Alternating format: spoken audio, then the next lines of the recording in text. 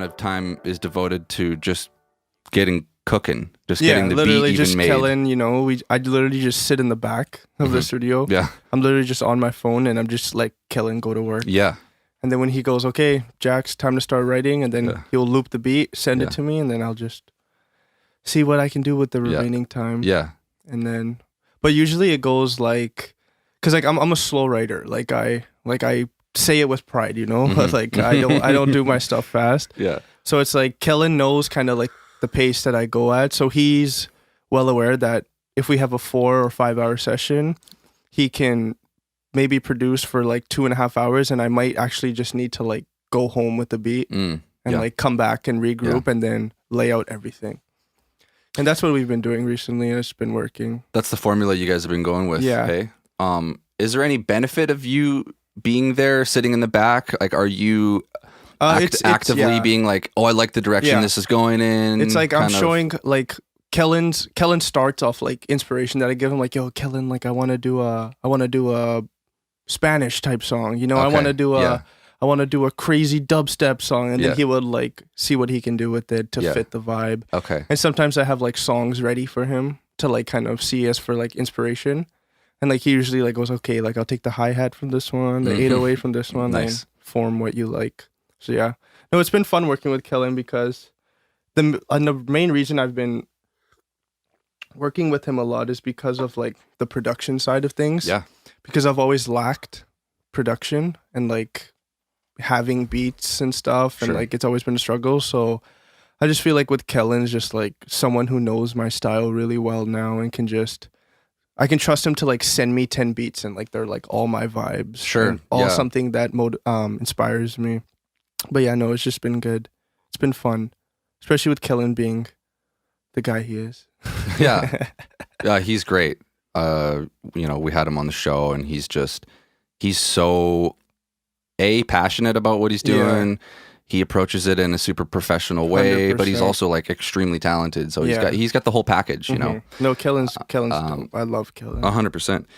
And now, you know, being one of our in-house engineers, he's got access to the spot, you know. So and you know, he'll have keys soon. And he treats it very like, you know, like he's been one of the main people that has been saying like, you know, we got to replan 2-track, you know, we got to figure out a better plan. He's like, I want this to be so amazing. He's like, he's very like, I feel like I think there's only a few people like Kellen, you know, that can be a friend, could be a whole bunch of things. He's just a dope guy. Yeah.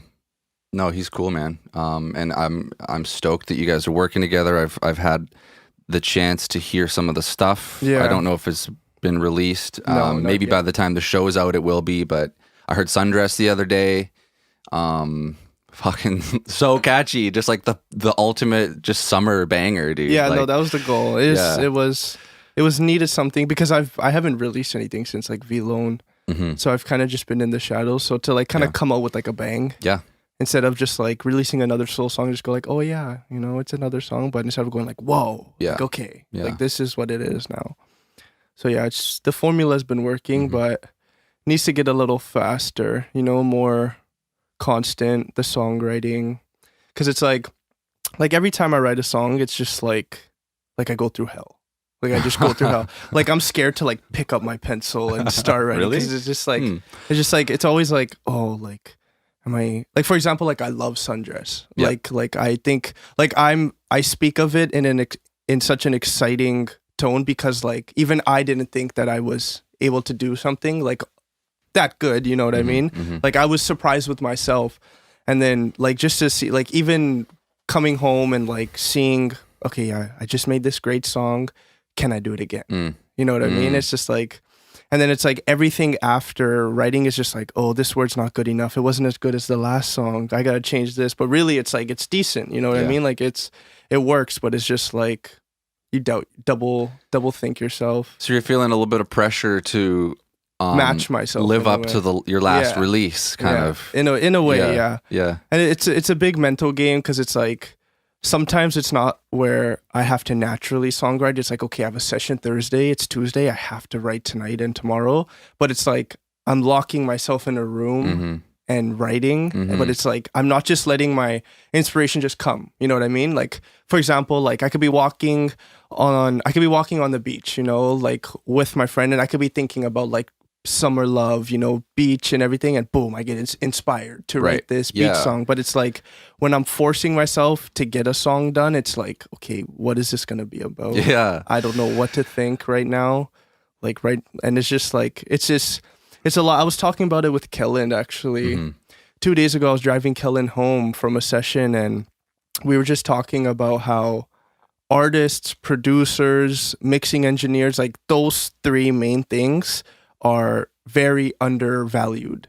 Very undervalued. Like I was speaking on like Kellen and like your guys' work, like all the stuff that you guys do, like people very like underappreciate. Like for example, when you're going off mixing a song, like people underappreciate that. There's a lot of stuff that goes into that. Yeah. And like there's a big thought process that goes between that. Like you can't just mix a song.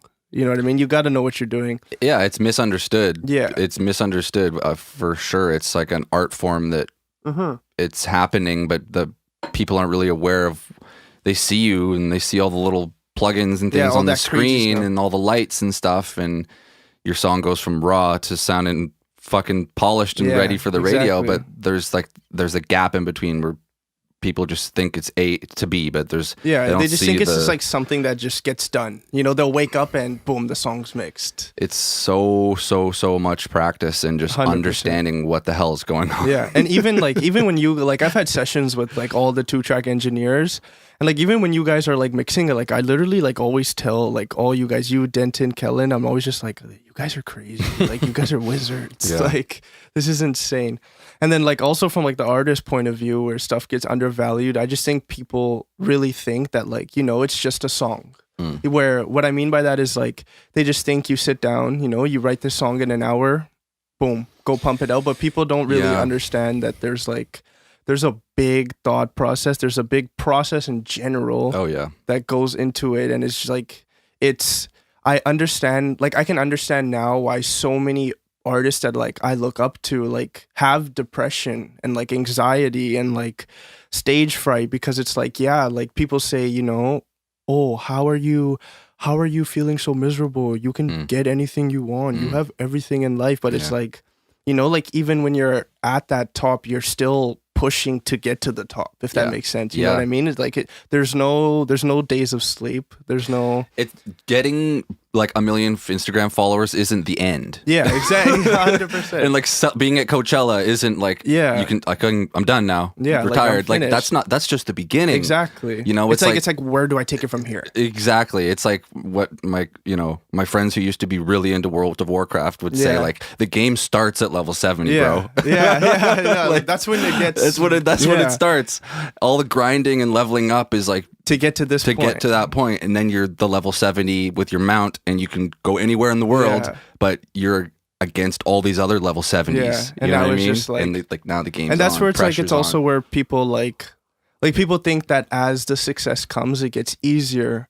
But like kind of like dating back to like what I said about when I write a song, having to make it as good as the previous one. Like think about it. Like think about after Drake made In My Feelings. Like he was like, oh my God, I just made the biggest song of the summer. Like how am I going to follow? I know, right? And it's insane because it's just like even when you see new artists like online and on Instagram and Facebook, you know, like they're trying, you know what I mean? And like people go like, oh, this guy has 1,200 followers, another SoundCloud rapper. But like, you know, like I think a big step is just being able to post that song. Yeah. You know what I mean? Or even come out and say I'm an artist. It's you hold on to it and you cherish it and you work on it for endless hours, you know. 100%.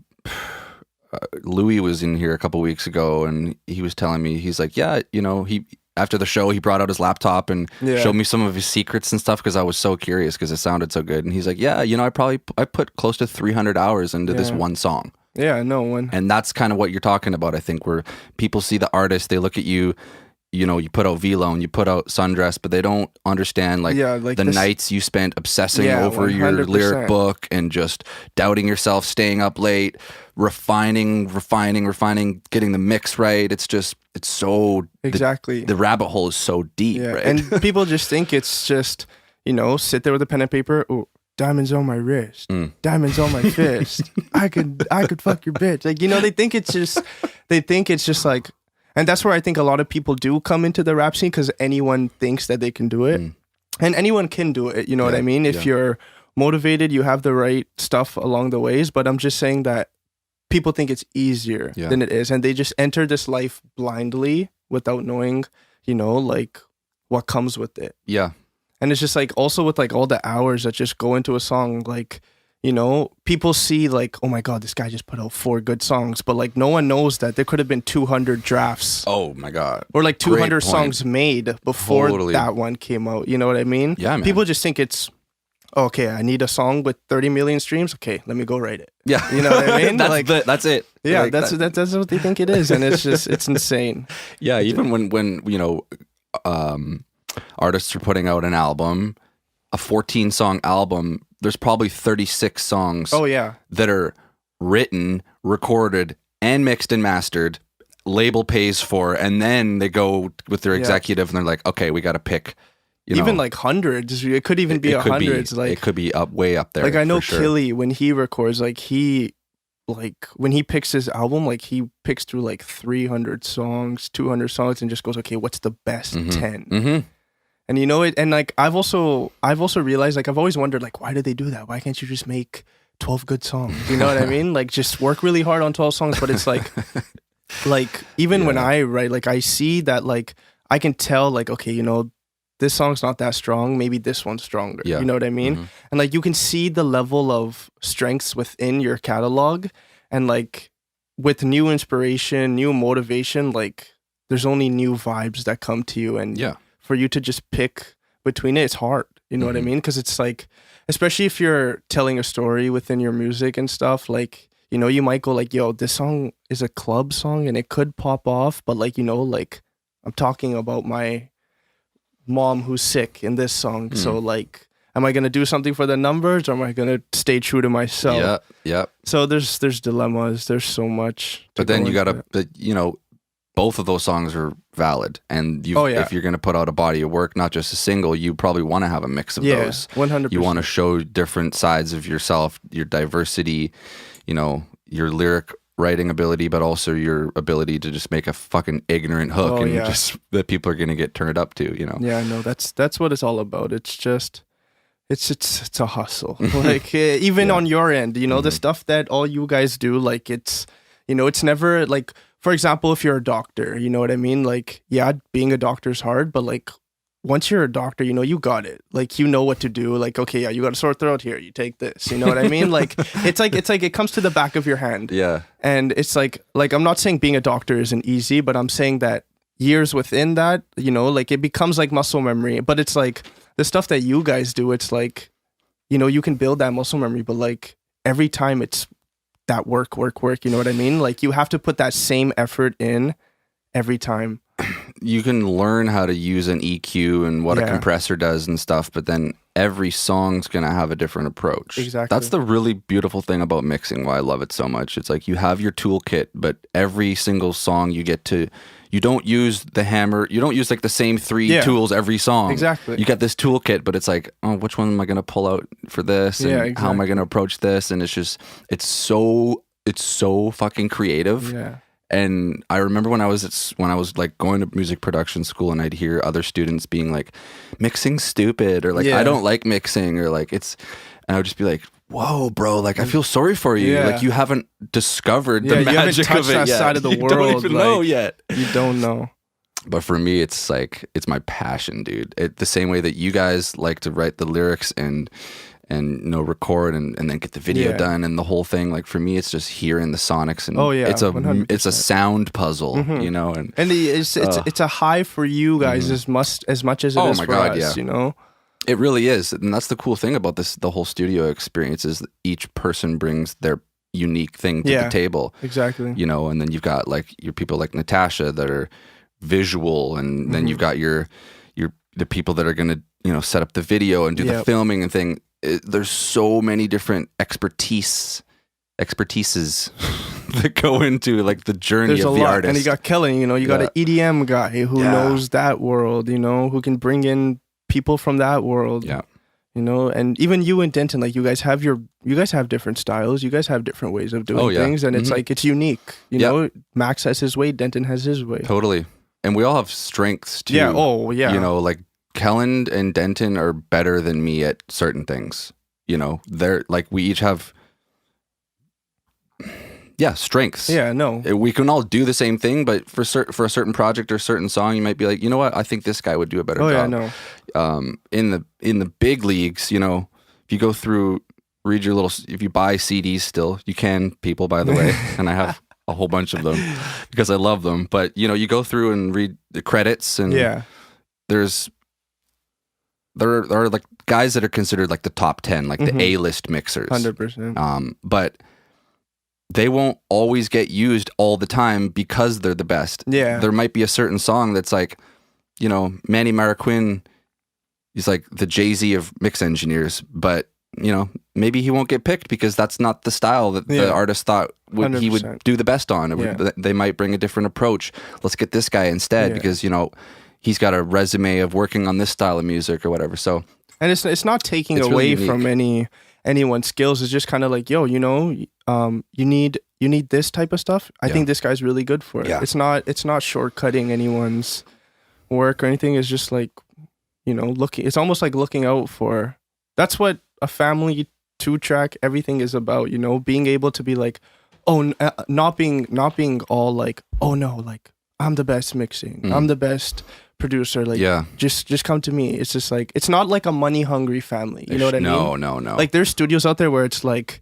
you know, you could be best friends with the engineer, but it's still like, you know, like this has to happen, this you gotta do, you know, we can't go 5 minutes over, you know what I mean? It's like and it's just like there's a lot of good leniency like with you guys, like in terms of like respect, and like I know, like if I didn't have $100, like you guys would let me pay it tomorrow morning, you know, if I gave the word. It's like stuff like that. It's like people like, yeah, you know, I know you're good for it, you know, I'll give you 24 hours to finish the invoice, you know what I mean? Well, the studio is where you capture energy. Yeah. It's vibes. Music is what feelings sound like. Yeah. And if the vibe is ruined, then don't even bother. If the session's going well and I can tell the artist is on a roll, like, and I've got someone waiting outside, I'm not cutting the session short to let that person in on time. Exactly. We're going to finish. We're going to let this feeling finish, 100%. Ride it out. That's what it should be. And never compromise the outcome of the song. Always have the song's best intentions in mind, 100%. like no matter what. And that's why that's another thing. Well, like especially with, well, like I refer to 2-track because that's the only studio I go to. But even with like mixing and, you know, like when you guys say like, hey, what do you guys think about this? Like you guys put so much of an effort into our tracks that it's almost like it's your guys' tracks. And it is your tracks, but like, you know what I mean? But when I say like it's like yours, because it's like when I made Nightmare and V-Lone with you, like I just remember Nightmare was like a hot mess. You know, we were ready to like almost move on from it, but then, you know, you took it under your wing and just said, you know what, give me 30 minutes with this. And then it ended up working out. And at a lot of studios, I think, you know, there's not that third party input. You know what I mean? Maybe it's just a job. You know, but like I've gone to studios, like I just went to a studio in LA like 2 weeks ago, and like it was so business. It was just like, hi, I'm Jax. Hi, I'm Martin. Okay, what do you need to get done today? So I have this beat, okay? And then he listens to like one of my songs to just see my preset. Yeah. And I just go, okay, I'm ready. And he just goes, okay. And then that'll be $550 for the day. And then boom, you're out. Ugh. Yeah, there's got to be a human element to it. That's exactly. A huge part of it. I think that's where the artists tend to like get the most comfortable, because like if you can be comfortable with your engineer and like knowing and trust him and being able to know their capabilities, it's like, you know, like you do you, and let's just make something amazing. Yeah. Like it's just all about, and like if an engineer is kind of like backpedaling and like kind of going like, oh, you know, like, are you sure you don't want it like this? And it's just like kind of makes you go like, yo, man, like, what are you saying? Like, do you like Well, that's one of the big things that they drove into our heads at school was, you know, the school I went to had a very old school approach, and, you know, I don't take it word for word, you know, the way people like take the Bible word for word. I took the best bits of school and I use it now in a modern way. I apply it. But one of the big things that, you know, they taught us was the engineer's job is to keep their mouth shut. Yeah. Oh, and they literally had a poster on the wall in Studio A. Keep your mouth shut. Yeah. Don't ask questions. That's the producer's job. Yeah. You know, because in the real world, when there's money involved and the label's paying for things, everyone has a role. And the engineer knows how to fucking run the spaceship and twist all the knobs. And their job is to twist the knobs and get the best sound. But the producer's the one doing lines of coke and pacing around the room and making, you know, waking up the drummer who's fucking passed out. Let's go, guys. He's like the coach or the director, literally. Like getting everybody amped and putting his creative ideas, you know, to best use for the record, you know, for the outcome of the song. Coming up with things that coming up work. with songs. But nowadays you kind of have to, a lot of the time, I'm doing both. And especially for younger artists that are super green, coming in, maybe have only ever recorded in their bedroom or with someone else or never. New to the equipment and everything. Have to, with as little ego or whatever as possible, kind of push them a little bit. Yeah. Not say that that's wrong or let's do it. Like, I will never ever say don't do it that way. Yeah. I'll say, why don't we try it this way? But if someone has an idea, you never shut it down. Exactly. Never. No matter how new they are, you know, let's try it. It's also like getting those new artists out of the comfort zone too. Like I remember I brought 3 of my like high school friends in to 2-track with Kelland. Cool.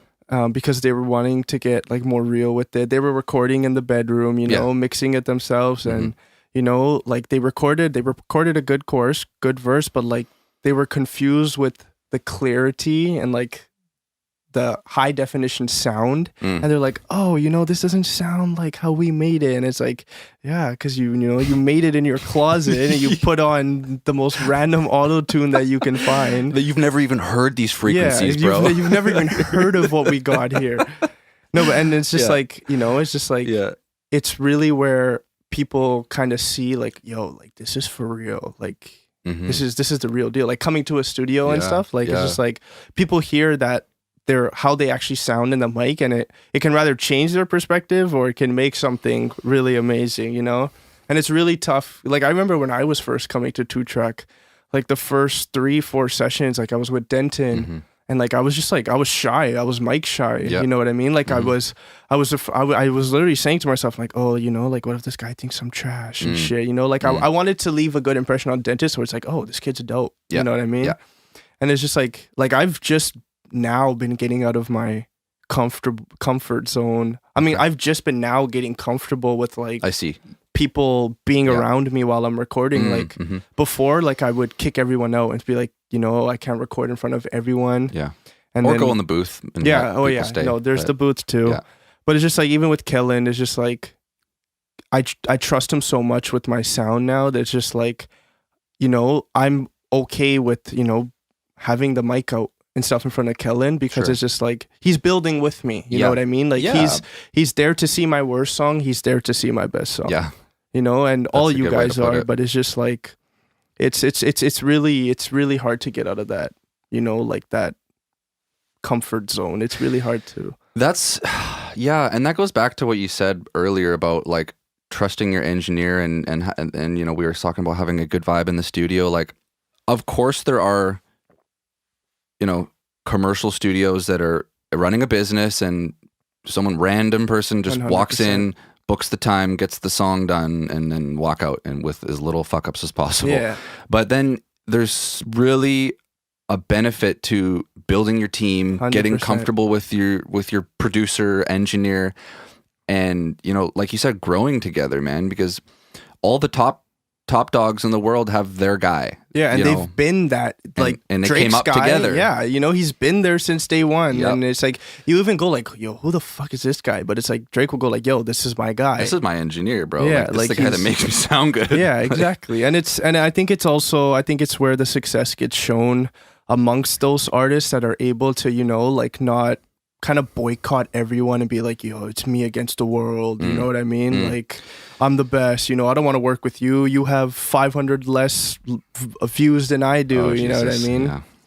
And I was actually thinking about it yesterday, Max. Like, I was talking to someone about it. I was saying how you have a lot of respect for artists. Like, I can tell by on your Instagram page, because like I've seen like the people you post, like links you put in your bio, and it's like, you know, like, these people aren't necessarily like popping, or, you know, they're not big. Not all of them are big, but like, what I'm trying to say is, like, you show affection and love to like all these artists because you know that they all have a goal. Yeah, and like, man. And like, you don't like. I can just see it from you. Like, you don't care like if someone's song has 1 million or 5,000. You know, you think he's a dope person, dope artist. You know, I'm gonna post it, and that's where I credit you, because that's really dope to do. Thanks, man. Like, that's insane. Yeah, that's me being proud of my work as well, but it's huge. Like, I want these people to succeed. I want 100%. Vancouver to come up. I put when an artist I've worked with releases something on Apple Music, like, that goes in my bio. Yeah, because I recorded it or mixed it, and I'm happy for them. I'm stoked. Like, I want to share their success. Yeah, no, it's not taking away from me. We're all building together. 100%. You know, and you know, I did Nala's EP in the summer, the whole thing. Every song, and then you know, she goes to LA, does some videos, and I'm sharing everything because you know, that's my girl. You know, like, I'm proud of her. And you built those relationships in the studio, and that's why I'm like kind of like saying that's major respect, because like there's so many people, and I can even say for me, you know, like I personally, like, if someone goes like, hey, can you post my song? Like, I would say no if, you know, like, you know, they're not that cloudy or anything. Like, I say that openly, because it's like, there's two sides to it, you know what I mean? But like, the fact that you're able to see it from like, you know, everyone is one person, you know, no one's here. It's just when you meet me, you know, everyone's on the same level. And that's the vibe I also like get in the studio too. And like Zero, like, no matter who is doing what, whether Kellen has, you know, Kellen could go perform at Coachella tomorrow. I could go perform at Fortune tomorrow. You can go perform at the local bar. But it's just like, when we're all together, it's just like, you know, like, for example, when I see you, it's like, I feel like sometimes you don't even like realize like I'm Jackson, like I'm an artist, because like, you know me so beyond that. You know what I mean? And it's just like, it's more to it. And there's more to it than just, you know, oh my God, you know, this guy has 15 million, you know, we should talk more to him. It's just like, everyone is the same person in the room. No one gets special treatment because they're here or there. I don't believe in that. Yeah, I don't, and I don't care about fame. No, that's amazing. I don't give a fuck about numbers. You know, we've had big artists come through. I treat everybody the same, whether it's Killy or Smoke Perp. Exactly. No, that's what I'm saying. Or some dude from Surrey. They get the same treatment from me. You get max, you get respect, and let's have some fun. Put out a good product, but it's not, you know, I want everything that comes through there reflects on us as well. 100%, you know, so, it's all that feedback, you know, when they go home and say, we just made a song, they're going to be, and if it's good, you know, they're going to be like, oh, where'd you make this song? You know, this is fire. Yeah. It's just, there's so many things, man, that just, it's amazing.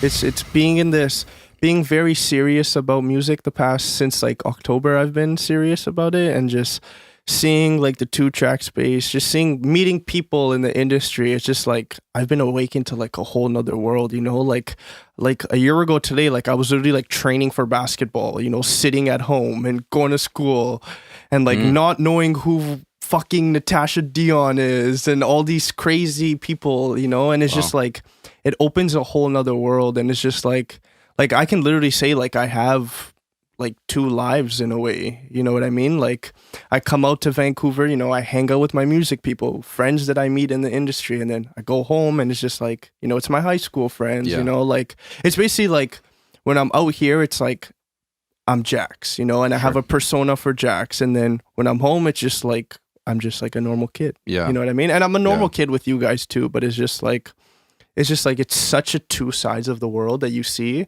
like being an average kid and then seeing like where the little success that I have gotten so far, like just weighing them both and being like, yo, like these are like, this is fucked. Like, like this is fucked. Like I'm washing dishes at fucking noon and then going to the studio at 4 and then potentially have a show at midnight. And it's just like, and like sometimes like my first show, my parents were like, you performed? Really? And I'm like, yeah.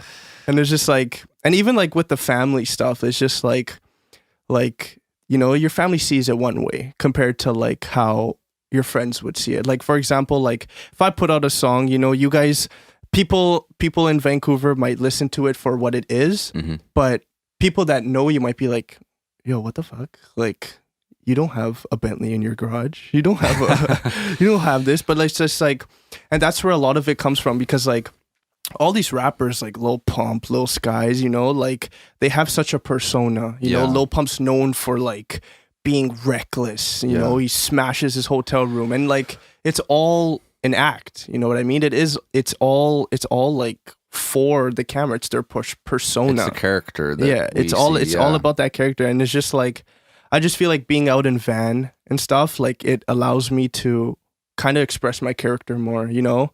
Like I get to, like, I'm not going to wear my diamond chains at home watching the NBA finals, you know what I mean?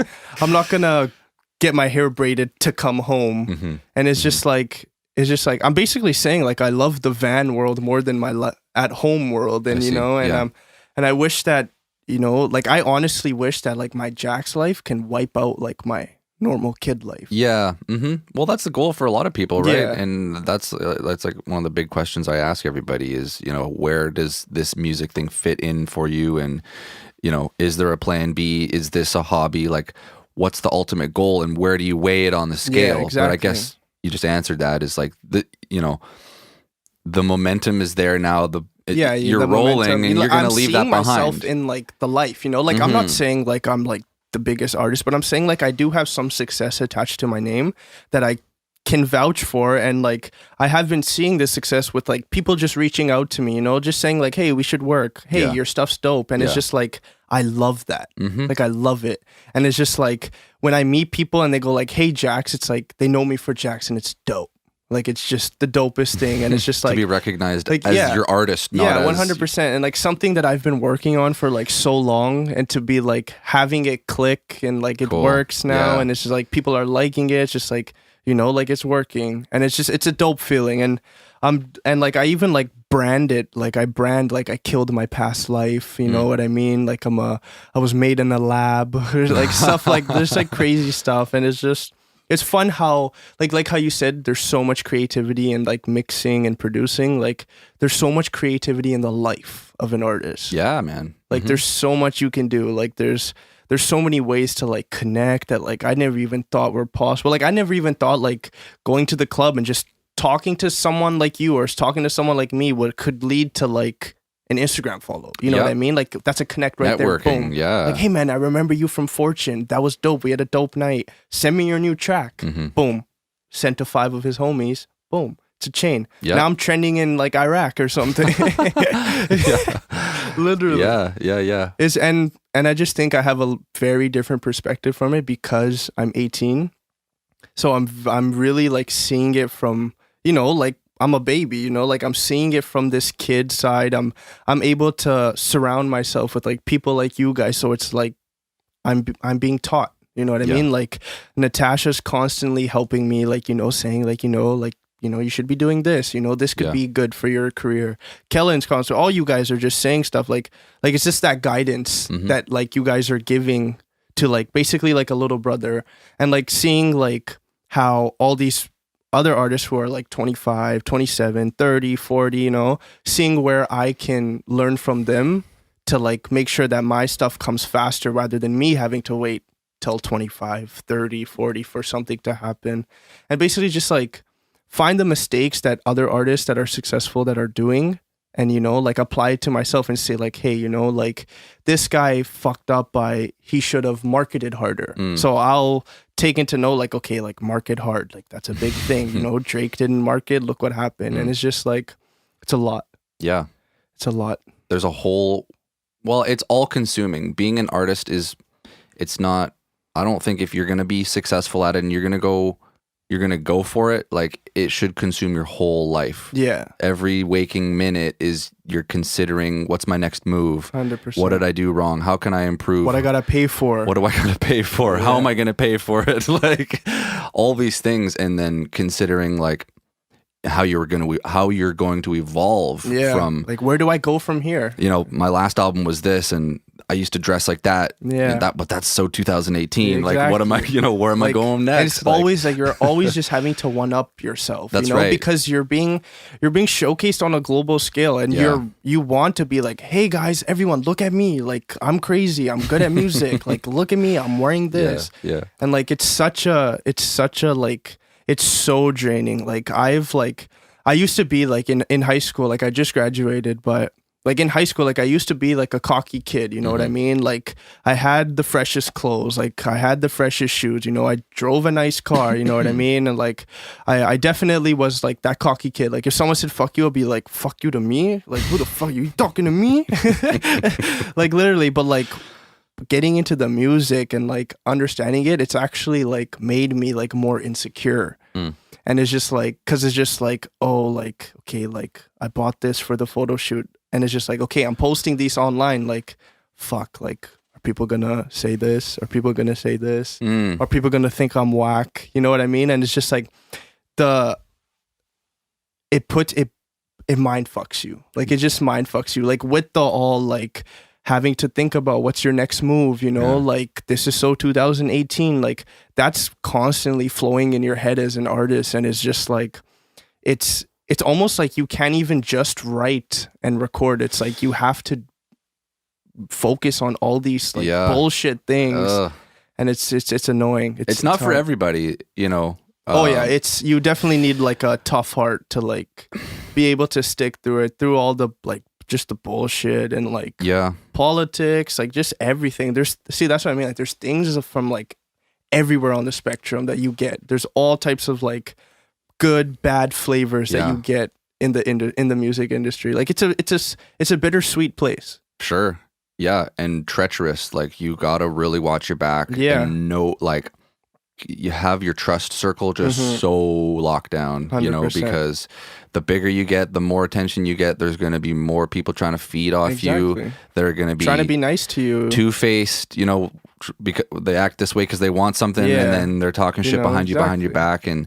Oh man, I can't imagine what it's like being someone at like Drake's level. Yeah, I know. Just the amount, like how does he sleep? Like, when he goes to bed at night, like fuck, like scorpions, like almost a year old, man. What am I gonna do here? Like oh god. Then people think like, you know, Drake sleeps like a baby every night, but you know, like those silk sheets and like with the dime next, probably one dime on each side of him in like who knows what hotel, but he seems to be thriving. Oh yeah, no. And that's what I mean by it. Like, it's not for everybody. I don't think that.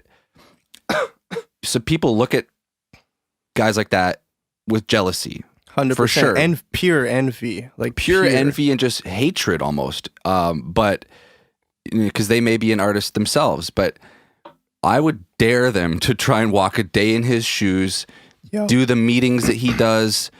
Scheme how he schemes politics, and then be like, okay, so you want to be Drake? You sure? Exactly. Like people always say, like, I want to be Drake, but like, yo, are you sure? Like, I don't think they consider all the other things that they're not seeing on Instagram and on TV and stuff. That's exactly what I'm saying. Like, you know, you see these artists putting out 3 good songs, and you just think it's okay, yo, you just dropped another good song, but you know, you don't know what people think. Drake sleeps in silk sheets with 2 dimes beside him, but what if he's really sleeping on his couch with a notebook on his chest? You know what I mean? Trying to figure out what's the next album, what's the Adavans at arm's reach. Yeah, and exactly. Just like, you know, like these guys, they all have the resources. You know, they have the success, but it's just like, do they have self-love? You know what I mean? Like, does Drake may know he's a dope rapper, may know he's the best, but like, does he feel like he's the best? You know what I mean? Because he's constantly having to beat himself, outwork himself to stay at that monumental level. Yes. There's got to be a ridiculous amount of self-belief. Yeah, exactly. And for sure, you're going to have doubts and you're going to have moments of vulnerability and stuff. But yeah, like to persevere and to maintain at that level. I mean, the only Jay-Z was the last guy really that had this level of a run. Yeah. And he handed the torch to Drake. He even said it, he's like, it's in his hands. Let's see what he does with it. But, big, stars come and go, and they might make a couple hot albums, and they'll be the flavor of the year or whatever. But I mean, he's literally been sustained. He went to Mount Everest, and he's been chilling there for, and now he's looking for the next tallest years. mountain. Yeah, and it's like, and it doesn't seem to be anyone that can come close to him, and it's like, it's exciting. He's one of those once in a generation type artists. 100%. And there's no question about it that he's the top. He's at the top, and it's really cool to be a part of witnessing it. Yeah, Witnessing the fact that he's from Canada, and like, we can be proud of that, and it should hopefully inspire a lot of other up and coming Canadian artists, because we've always been in the United States shadow. We've always 100%. Been the stepson of the fucking United States. Right? We're always like this. We're always like cuddling with the United States. Like a little bit shy. Like we're just those people that live in igloos that are north of Seattle, and it's like, no, dude, things have changed now. The Canadians are coming around. Like even in like the sports world, like I follow sports heavily, and just like I'm seeing so many like Canadian prospects just coming out of like even like there's kids from like Burnaby and stuff being like seen and stuff, and it's insane. In what sports? Like hockey. There's this new pick being looked at. He's from Kelowna or Chilliwack. Okay.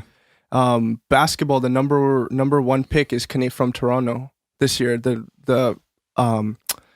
guy who's going to be the number one pick, he's literally from Toronto, Ontario. RJ Barrett. Okay. Yeah, don't follow basketball. I have because of the Toronto Raptors success. Everyone's following that, man. It's like a cult. That's cool. That's I understand the value of what a number one draft pick means. Yeah. What's a number one draft pick? So no, that's dope, man. So even in sports, like, look, we're in the Raptors are in the finals. Like Canadians being put on. The whole America. There was actually a poll that I think ESPN took from like people's Twitter profiles to like see like what their interests are, and they made a vote for all of America. Who's voting for who in the finals? And the only state that's voting for not Toronto is California, San Francisco. Whoa! The whole America is rooting for Toronto Raptors. Wow! Just everyone's just rooting for Canada. Canada's just going crazy right now. like it's insane. Yeah, that's unreal. To have that level of like, not just eyeballs on TV, but people thinking about it globally. Like, I feel like that counts for something. Yeah, Canada. Like, it's in people's thoughts. Yeah, 100%. Like they've done studies on that about if they get big groups of people together to meditate, and like crime rates go down. Like, global collective energy and thoughts actually manifest in the world, even if we're not physically touching it. I'm a big time like meditation and like activating the chakras type of guy. Yeah, like I took a course in grade 12, a psychology course, and like my teacher was just like I can call him a monk.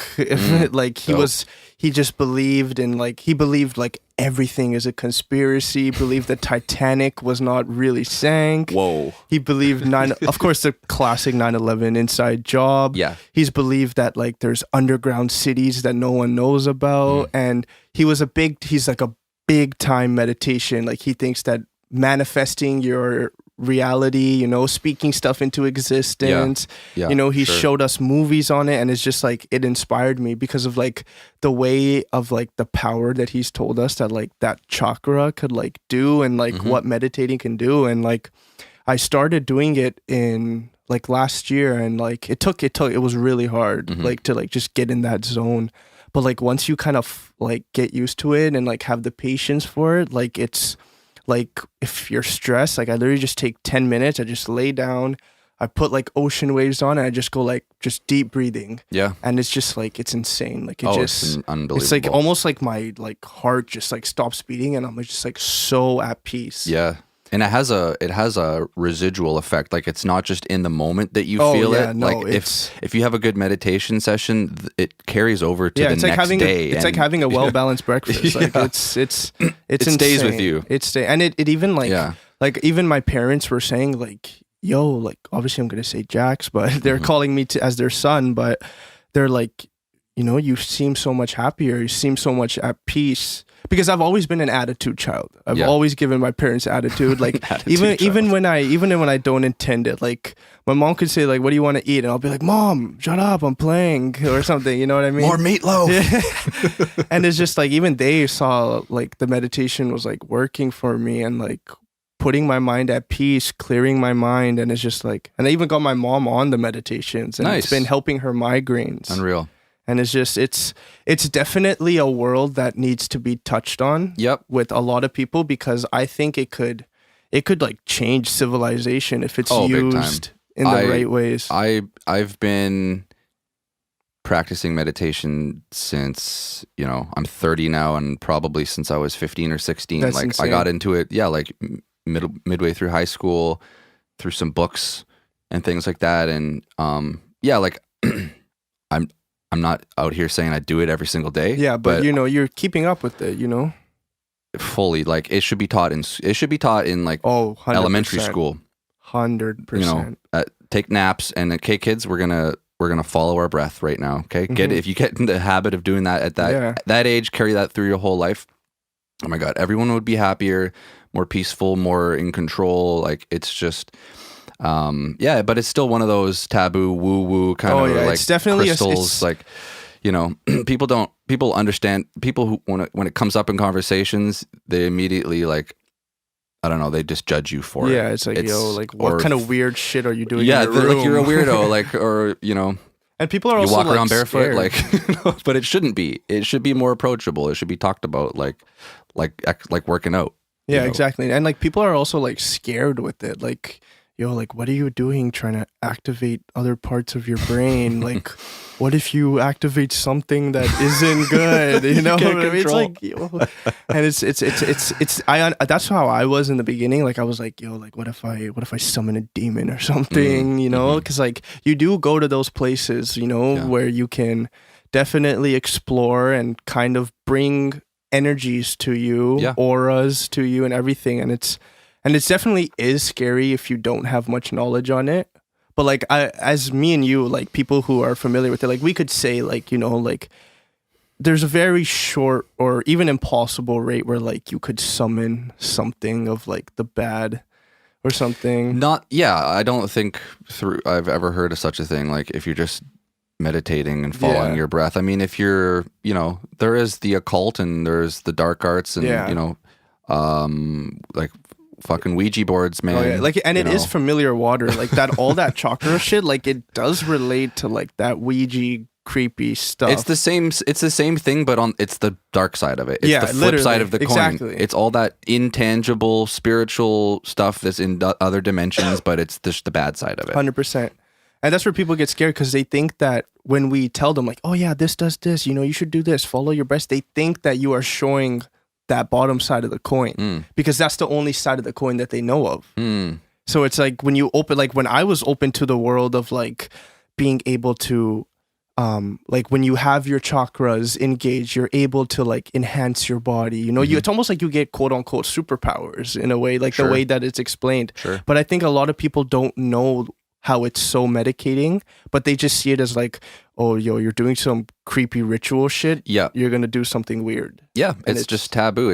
People have the wrong idea about it. 100%. Because it's Eastern, right? It's not part of North American it's culture or philosophy. Far foreign. And it's over on the other side of the world. It is what some things that kids learn. It is like ingrained into people from generations, but it's not. Over here, it's like you got to learn the 52 states, Jimmy. Okay, no time for meditation. Come on, Tom. Let's do it. Maybe one day, you know. But that's cool, man. So, I didn't realize that you had just graduated last year. Yeah.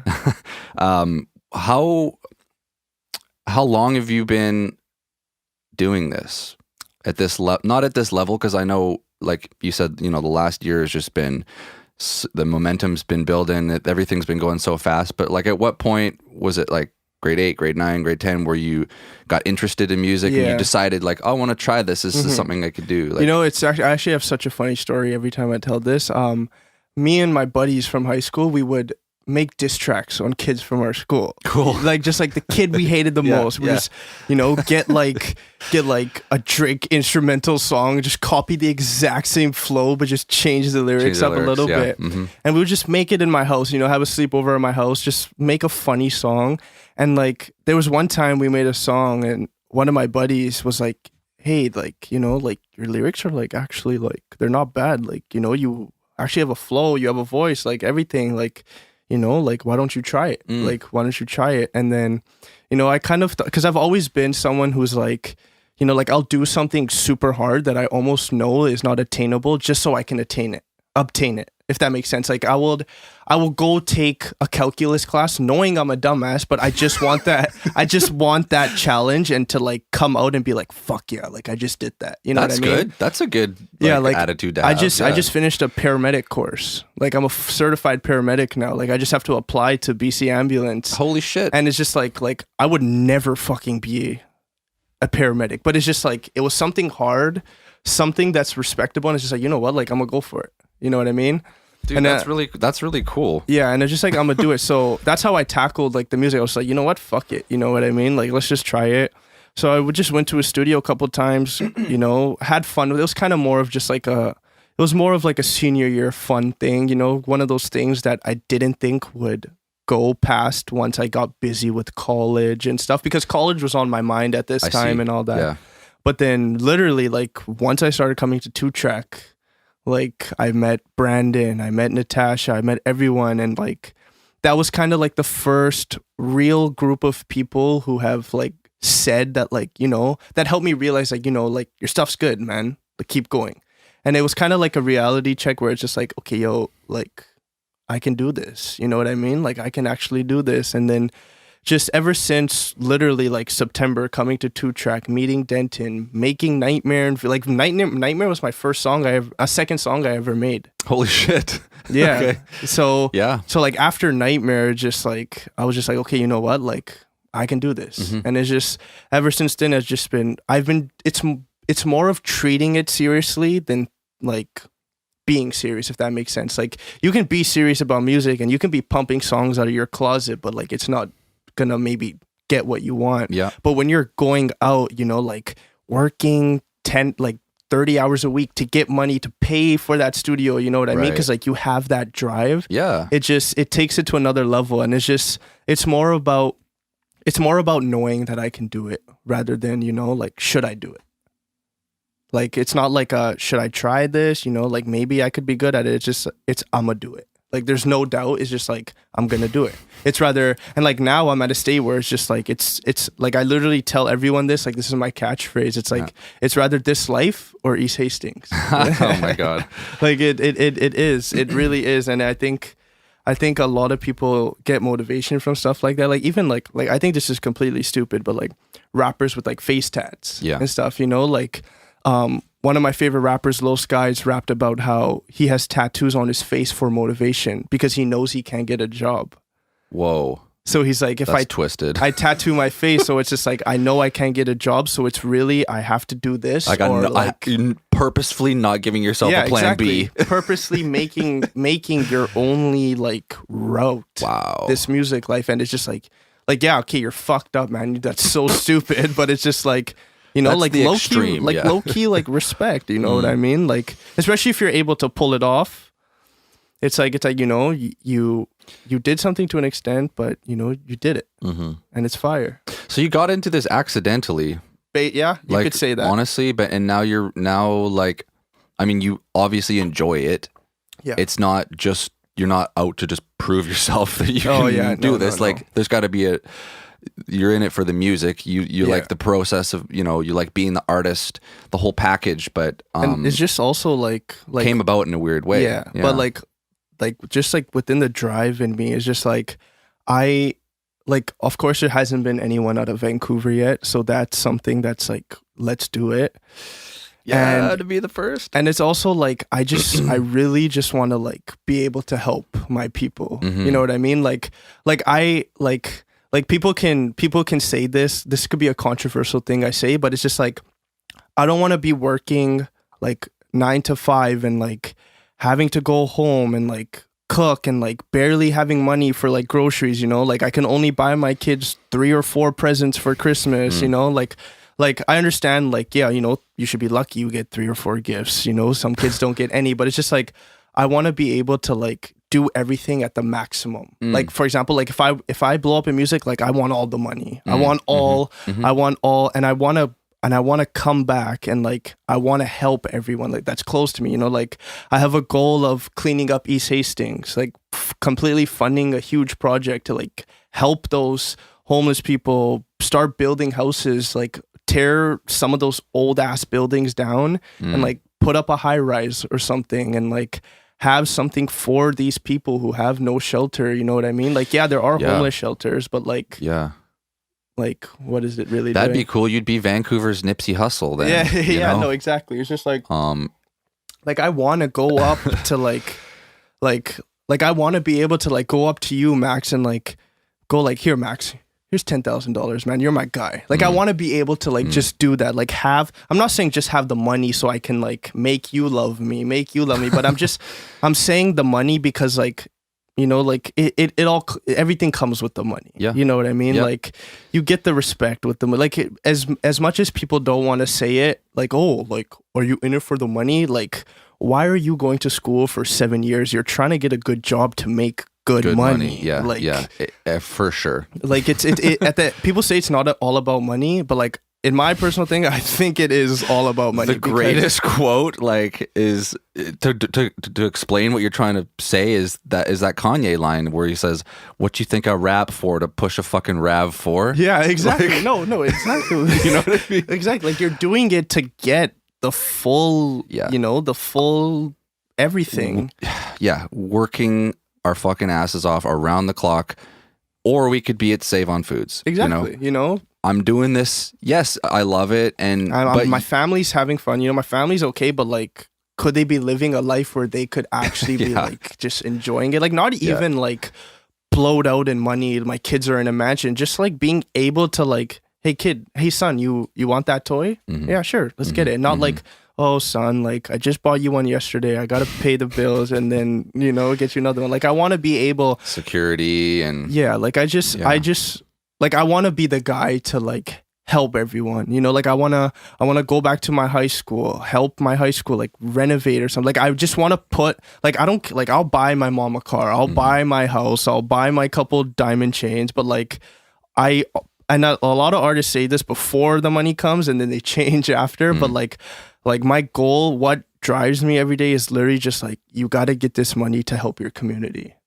And that's literally like, I literally cool. I just want like, I want to pay my mom stuff off, you know, like I want my mom to be young and retired, not like half walking and retired. And like, I just want to be able to provide for like everyone. That's really cool, man. Like that's like even like 2-Track, like even if I had a big bag, like I would I would give you guys like fucking $1 million. Like let's expand. You know what I mean? Because like that's a place that's been with me. Let's say 10 years from now, that's been with me all my life. Yeah. And I want to be able to, and like that's my community. To give back. Yeah. And I just want to be able to like, I want to use my money for the right things, use my fame for the right things, use my music for the right things, and like not have it take control of me. And not have it like overpower me where it's like, oh, you trying to talk to me? Oh, don't talk to me. I have 50,000 on me right now. You can't talk to me. But it's just like I want to be able to like go out in the streets and like wear a sweater and a V-neck with 3 million in my bank account. You know what I mean? Not being this guy who, oh, he clearly has 10 million on his pocket right now.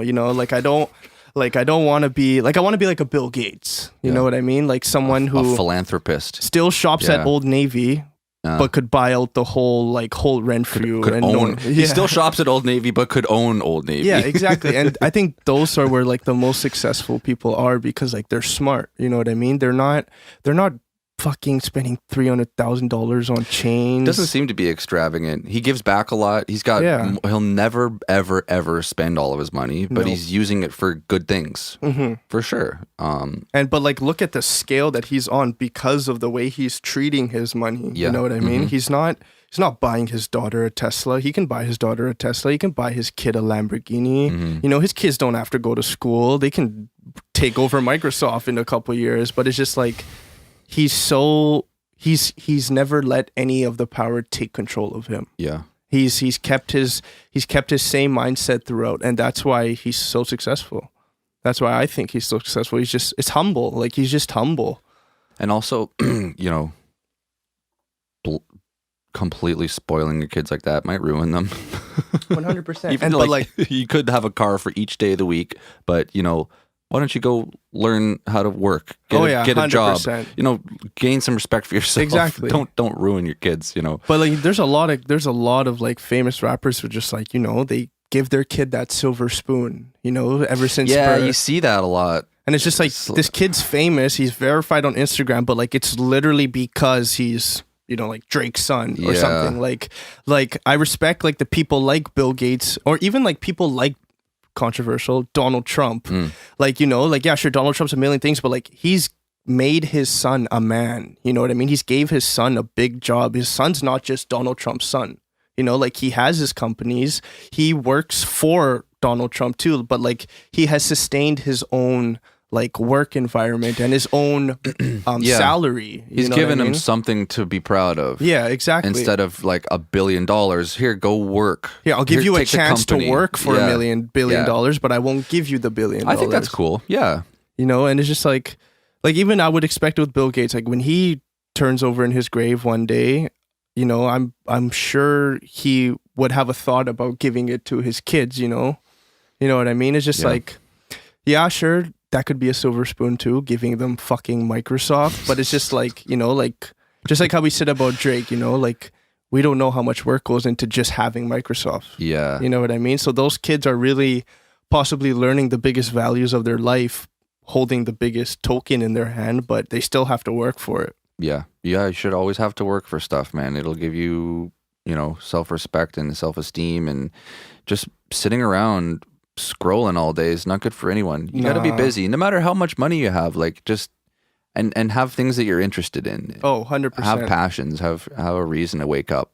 You know, have something that keeps you up at night, thinking about, can't wait for tomorrow because I get to do that. Yeah, exactly. And like, do the shit that you love. Like, be able to like release a song. Yeah. Be able to take an opportunity to like go to a school like Nimbus if you're interested in that type of stuff. You know what I mean? Like, go, like, just to like everyone, like, do what you want to do. And like, I can say this so firsthand because when I was releasing V-Lone, like, the main story for the song is just like, you know, you're all alone, you're unique, but you're still gonna like stay undefeated. Yeah. Like, no one can still beat you. And it comes from a place like, because it's like I'm a regular ass kid, like the most basic kid, and it's just like I've dealt with like just shit in my life, like just being like abnormally skinny, you know what I mean? Abnormally long wingspan, you know what I mean? And like having glasses. Of course, glasses isn't a problem, but like, it is a defect in a human being having glasses. You know what I mean?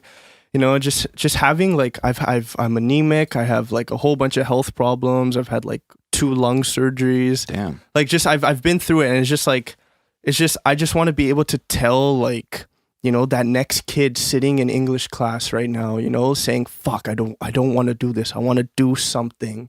It's like, go do that something. Go find that something and fucking do it, because like again, like, I haven't built an empire yet, but like, I am building one, and like, I wouldn't have even thought that I'd be even having an ability to do a podcast like this. You know what I mean? Like, having it, but it's just you follow and you just chase it and it'll come. You know what I mean? You can't foresee these things, but they happen as a result of you pursuing and following that yellow brick road. And people always go like, oh, you know, like I had a friend in high school who's like, yo, I'm Asian, I can't rap, man. No one's gonna like me. But it's just like, bro, I'm like, you know, there's other genres, and yo, who the fuck said Chinese people? One of my favorite artists is Anders, straight Korean guy. Yeah, that's I don't know.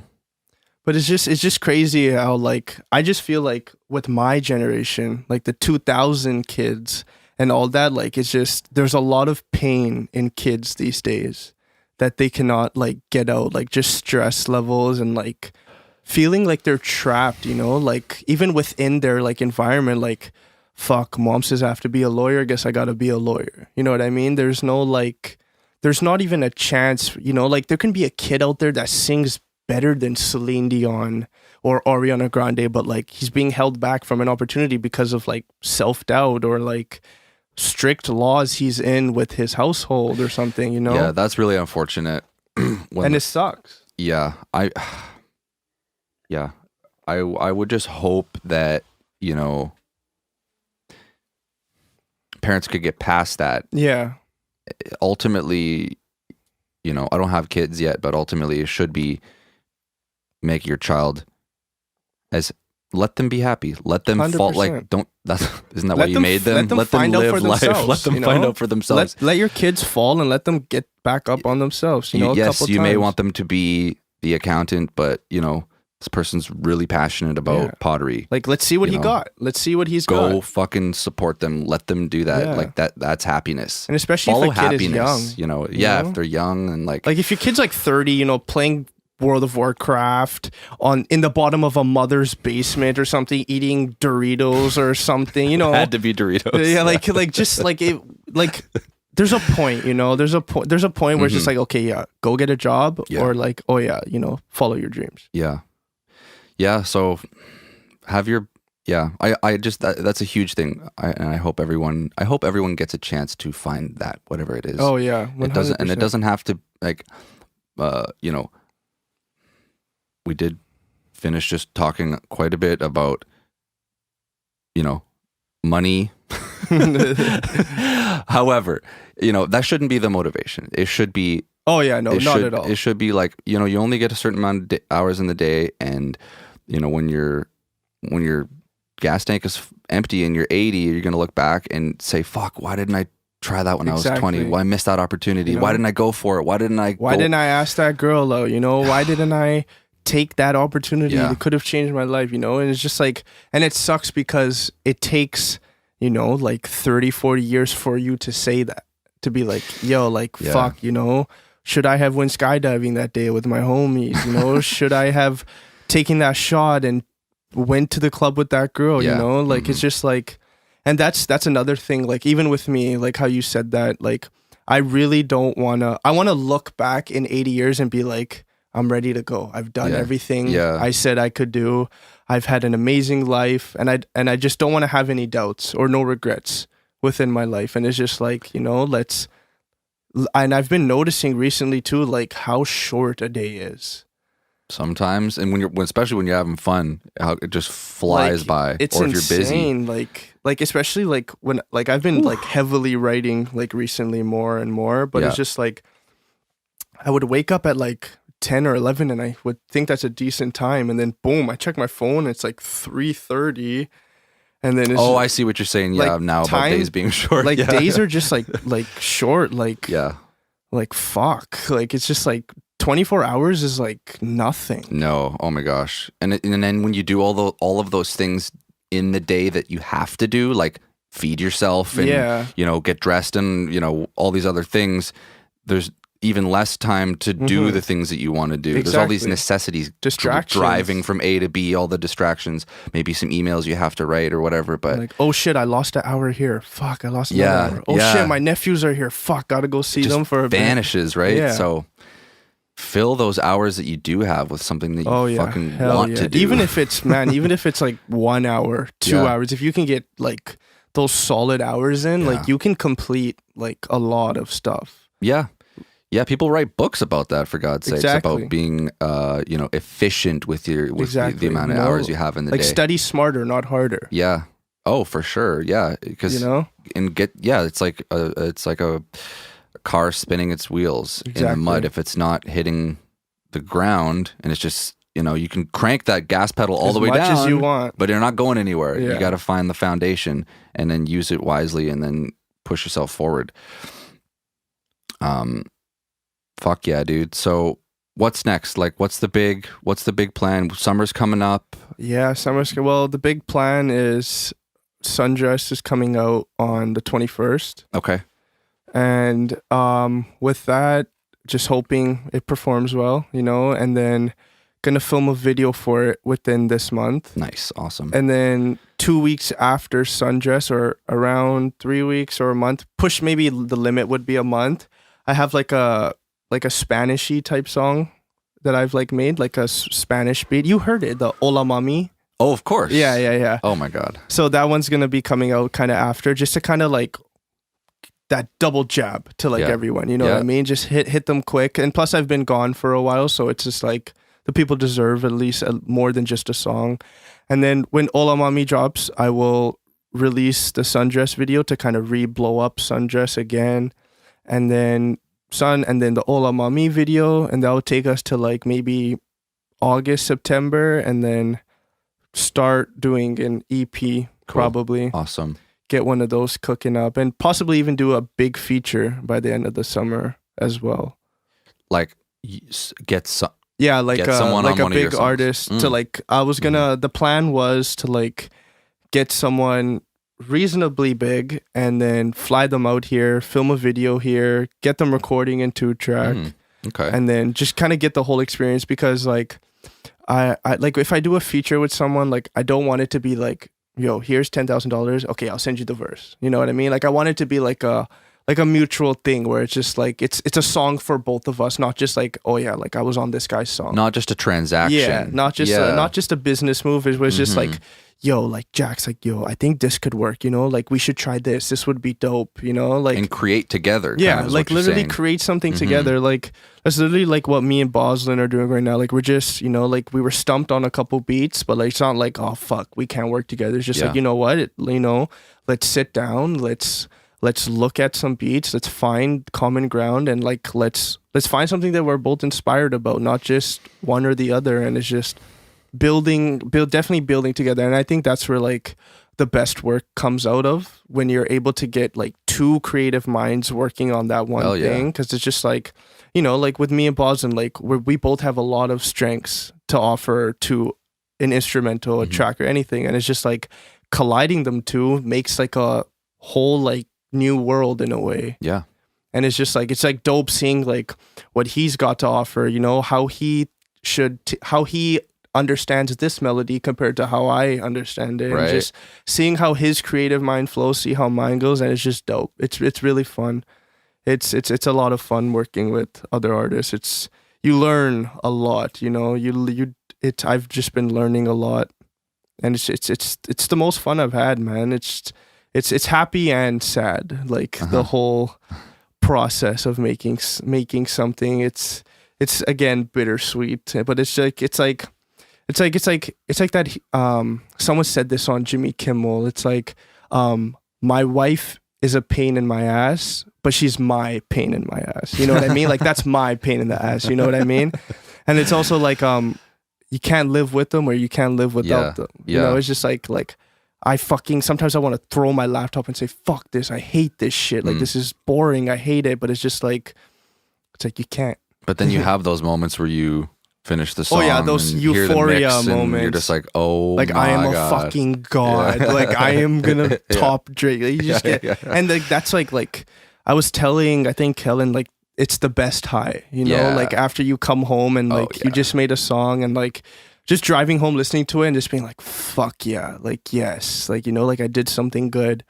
And like I've also been like just seeing like, dating back to like the underappreciating stuff, is just like I've found like I've been underappreciating like myself. Like again, how I say, like I want to throw my Mac across the screen, and just like, across the across the floor, across the room, and just go, fuck this, I'm done. But it's just like, I never seem to realize, like, I was going with it with Kellen the other day. Like, Kellen was going through his old beats that he used to make before Nimbus, and he was just like, yo, like, I've actually came a long way, you know what I mean? And it's just like, you don't take that time to go back and be like, yo, like, I made this like a year ago and I just made this today. It's always just like the chase game where it's just like, you just gotta keep going. But it's just like, when you look back and just look at like what you've done and like how, like with me, like I've realized like I've completely like I've said, like, I've always wanted to be like a rager on stage, like throwing water, jumping off like the high railings and everything, doing backflips in the crowd. But like now I'm just like a complete like R&B here to serenade you to sleep. And it's just it's just seeing like the evolving measures that I've been changing into. And it's just like, and it just with everyone, like everyone's like evolving, but it's just like, no one dates back and goes like, yo, like, look how far I've come. That's important. Sometimes for me, it's difficult if I go back and it's, you know, it's embarrassing, I think is the only way to describe it. If I go and I listen to stuff that I did in like 2008, when I was first making music, recording on GarageBand and stuff, it's like listening to a child. 100%. Even though I was a teenager then, I where I'm at now and back then, I'm like, who is this child right now? This? But at the same time, I'm like, you know, almost in tears, just being like, wow, I've come so far since then. I learned so much. I've progressed. My engineering skills have come so far, and that's so important. Like, a trap that's really easy to fall into is to compare yourself to other people. Oh yes. When you see them or you hear what they're doing, but what you should always really do is just compare yourself to you. Yeah, no, be the best version of yourself. Be the best version of yourself, and don't compare you to Travis Scott. Compare you to the man in the mirror, Jax 1 year ago, and Jax to now, and let that make you feel good. You know, and that's where I completely agree, and it's also where I think people, you know, kind of get more like depression and anxiety because they're trying to be like Travis Scott and like Drake, but it's just like, you can't, like, that's so unattainable at this moment. Like, you can't, like, no one could just practice. You can practice all your life. Like, you're not going to end up like an Elvis. No, you're not going to be a Michael Jackson. You're not going to be a Madonna. You know what I mean? Like, those are like as hard as it is to say, like, those are like rare breeds. Yeah. Like, they're rare breeds. And it's just like, when you're able to go at a pace where it's just like, you're leveling up and you're improving and you're seeing yourself. And it's just like, you know, you're comparing yourself to yourself. And it's just like, that's the best way you're going to get it, because that's where it's just like even I had problems. Like, I would always be like Travis would never write this type of lyric. It would be way stronger than this. You know what I mean? And like, I'm like erasing like good lines. And it's just like, because I don't think it's on par with those guys. Right. Yeah. But it's just like, I need to pass my level before I can't just jump. So it's just like, it's understanding, like, it's a process. Yeah. You know, like, take it song at a song, take it lyric by lyric, take it word by word, and just like literally just trust the process, you know, like, grow and like have inspirations, have motivations. But like, when you try and like be like someone, it takes away from yourself. Yeah. You're wasting an opportunity of like, why can't being original? Yeah, like, why can't you be the be yourself? Like, I want to be the next Drake. Like, new. No, be the next Jax. Be the next J-Mon. Be the next everyone. Like, be the next what you are. Like, don't need to because they can't be you. Yeah, they can't be, like, even if they try to be you, like, it's still hard for them to be you too. They haven't had your experiences. Yeah, exactly. They don't have your emotions. They're not going through what you're going through. You have that opportunity with your pen or you have typing your in own your phone story to tell your own story. Exactly. And that should be the goal, you know. Exactly. So that's really cool that you you understand that, and that, you know, you put that to practice, you know. It's just I just don't want to like fall to the system. You know what I mean? Like, I don't want to be a person that's in the, like, I can say that, like, I do have a big part of like hip hop in like this small area like Vancouver. Like people know me. Like people, some, not all, but like people do know. Like people have seen V-Lone. People have heard it.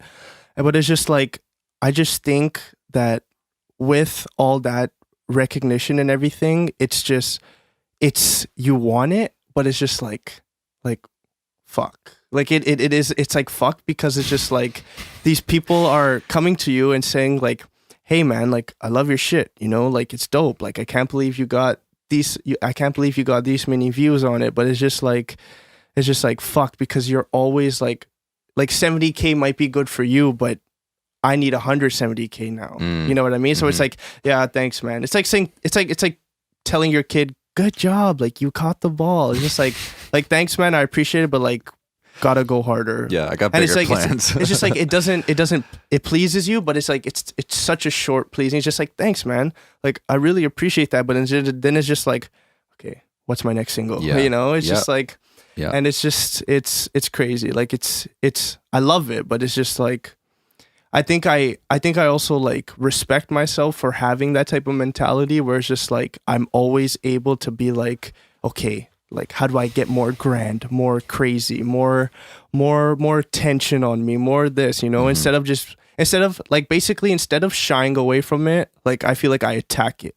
Instead of like being like, oh, like this person's saying this, fuck. Oh, is my song really good? Yeah. Instead I just go like, fuck yeah, you like my song? Thank you. Wait for more. I'm coming. It's like that type of mentality. That's like the mentality that you had that got you to take that paramedic course. Oh yeah, you know? no, literally, it's just like dive fucking head first right in. Oh, you know, that's the perfect quote. Like just dive head first in. Yeah. Have no thought about it. You know, like I mean, like you know, people may say like, oh yeah, you need to think about like stuff before you go into it, but it's just like I just go into it, and whatever the outcome is, the outcome is. You know what I mean? Yeah. What's the worst that could happen? Like you could fail, but hey, you learned something. Exactly. Like, and you're not gonna die. Like even if I had failed my paramedic school, you know what I mean? Like I still learned how to put an IV on someone. I still learned how to wrap that ankle. I still learned how to treat a diabetic person. Like maybe I might not have the equipment ever to do it, but like, you know, like I've knowledge filled. Like it's cool stuff that I didn't think